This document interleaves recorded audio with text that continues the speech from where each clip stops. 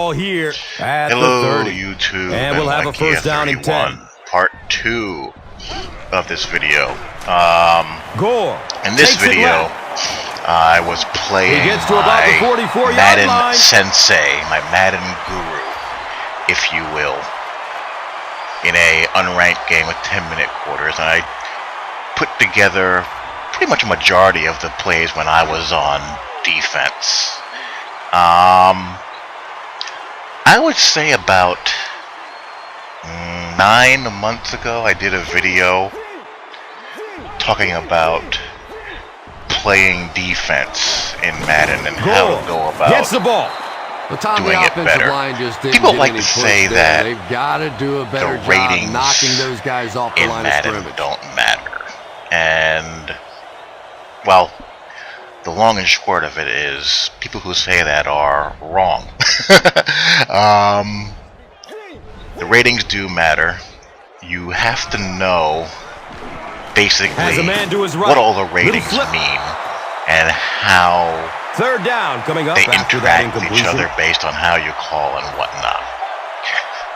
I find that people who have struggles playing defense in Madden and who resort to the argument of how ratings don't matter generally fall into the following categories. He gets off the throw.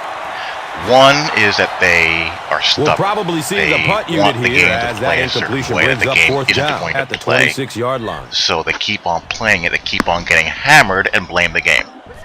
Two, they're not very adept at user control. Three, they don't understand that they're asking their players to do things that they don't really do that well. A classic example of this is coverage. You know, not every linebacker is Brian Urlacher or Jonathan Flips Vilma. out short. The vast majority of linebackers aren't and are horrible at zone coverage. The Jets are like this. And execution on the pattern. Players like Bart Scott are two-down linebackers. On game day, Bart Scott has a zone coverage rating of like 65. He's not very good at it. And as you can see, I don't have Bart Scott on the field for me. The stop was made by Harris. What I did with the Jets was, convert them into a 4-3 Tampa 2 style team. I have Jason Taylor and Calvin Pace drop down to the end. Off the right side. We're rated in the mid about 4 yards on the 90s at defensive end. Calvin Pace has a finesse and power move of in the mid-80s. Jason Taylor has a finesse move of 92.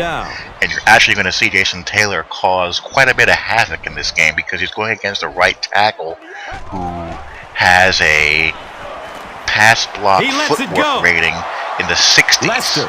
The pass block rating is basically broken up into two parts. And sometimes pass block strength, which is how well they can handle power rushers, and pass block footwork.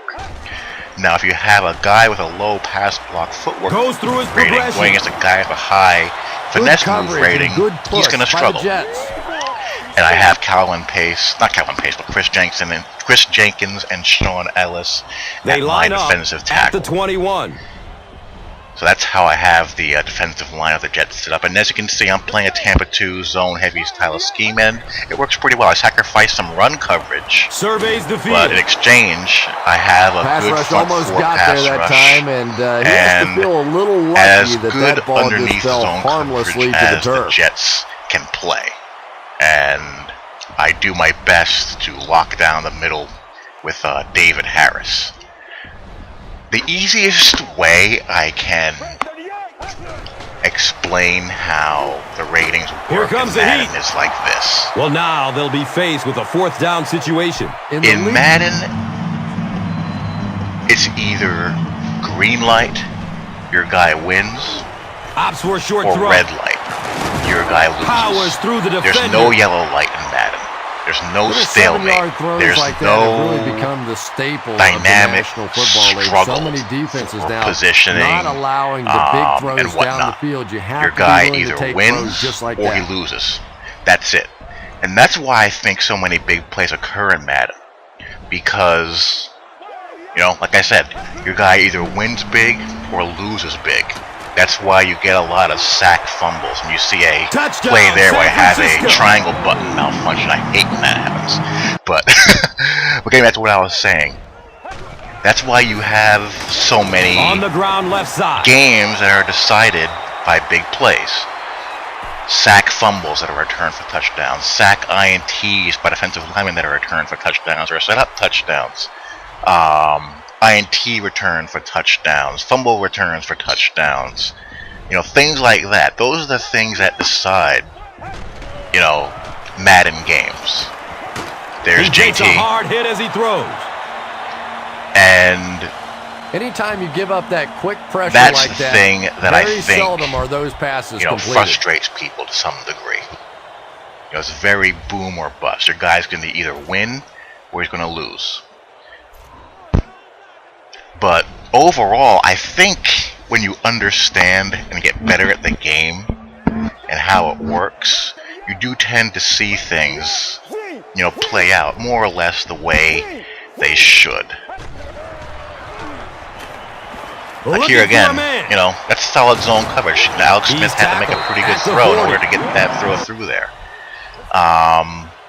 The one criticism I do have about defensive Madden, which you saw on that play, is that, and again, this goes back to the boom or bust they really ran theory. right into the blitz. You know, That's he the had time a that lot a of veteran time to throw quarterback that should ball. have changed And you're going the to play have at the that line in of occasion. scrimmage. You could see You the know, blitz coming. on He one didn't hand, audible you saw a and couple only plays came away ago with a short Jason gain. Taylor and Chris Jenkins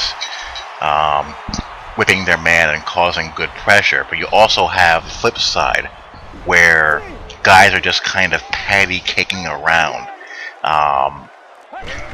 I don't really have a problem if somebody gets blocked, but, you know, try to make some effort to get off that block. You know, just because you got stood up doesn't mean that you should stay being stood up. There should be some kind of tussle and fight going on there. And I think this play coming up here is what I'm talking about, another example of ratings. Antonio Cromartie. He gets torched here. Now, why does that happen? Antonio Cromartie has a coverage rating in the 90s, but his press coverage rating is only in the 70s. So if you play off man and don't press him, you know, Antonio Cromartie is going to do a very good job. But if you do roll him up in press coverage, you have the chance of him getting beat. Now, I chose to press him there because it's a short field. And, you know, worst case scenario, you have a situation where the quarterback has to make a throw in the back of the end zone. Passes it Perfect throw if he gets beat. And best case scenario, he stones it. And the way Alex Smith was playing for my buddy here, I figured it was worth the risk because, you know, this particular game, Alex Smith was just leaving throws all over the field. And playing just horribly bad. But, you know, that's my theory about how Madden ratings work and the struggles that people have as far as figuring out how to make things work. You know, you can play good defense in this game, you can play good offense in this game without resorting to, you know, cheesy, gimmicky tactics. Their last one ended with a turnover. You know, and, you know, truth be told, I went through a long period of time where I was getting smoked when I first started playing the game. I was giving up 35, 40, sometimes 50 points a game. And I pretty much said to myself, you know what, maybe that's the way Madden is this year. But they got the next best but then I thing, started and that playing was a bad people throw. who were shutting me down. And I started to think to myself, you know, maybe it's me that's doing something wrong. So what I started doing was, you know, going into the replay balls after I finished playing an online game. There's a San Francisco recovers it. We're going to have a pile-up on this one. You know, looking at what was working, what wasn't, and why. New York has and the then football. Looking back at my players' ratings and, you know, trying to figure out, you know, okay, this guy isn't that good at this, which is why he's getting beat when I try to have him do that. 16-yard line. And also, Gore you know, gains around 6 I yards on the started run. asking the people who I was playing for help. You know, the Madden community does have this, you know, reputation, and, you know, rightfully so, unfortunately, of being, you know, rather immature makes his 7th grab of the cheesy. game. And unfortunately, that's an element that does exist. But there are a lot of, you know, cool guys out there who, you know, play clean, are good at playing clean, and will help people out. There's something about Madden that I think at times, you know, brings people's egos into the equation. People are hesitant to admit that they're not quite as good as they may believe that they are. So they go on making the same mistakes and blaming the game and not taking a look at themselves and what they may be doing wrong. You know, if someone gives you a beating, send them a message. Say, hey, you know, how the heck were you able to do that? And you'll be surprised at how many, you know, friendly, cordial people you'll meet, and how many people are, you know, willing to share information.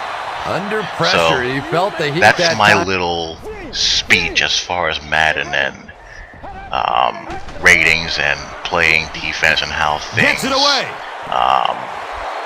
interact. So I think most people figure out how to score pretty easily. You know, people are always going to figure out how to put points on the board. But I think people struggle with, you know, how to stop people. At the 4. And, Michael Crabtree, you know, making his quite frankly, it takes some effort, it takes some practice, but it is possible. If I can do it, you know, anyone can do it. I'm not the greatest Madden player on earth. You know, I lose games, I win games. I don't do anything any more different than any of y'all out there do it. You know, but I put a little bit of time and effort into practicing and trying to figure out what my players can do. And if I make a mistake, I try to figure out why I made that mistake and try to get better at it, just like anything else. So take that for what it's worth. So that's the little end of this, you know, 2-part video series. One highlighting defensive aspects of 2K, and the other doing a little bit of a Madden public service announcement. Hope you guys enjoyed, and take care. Peace.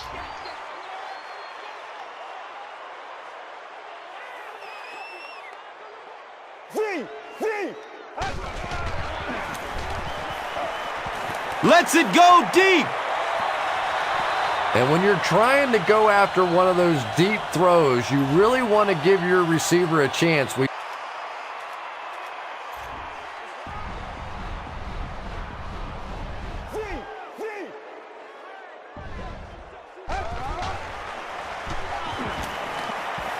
He loads up for the deep throw. Nearly picked off. He should have had that one.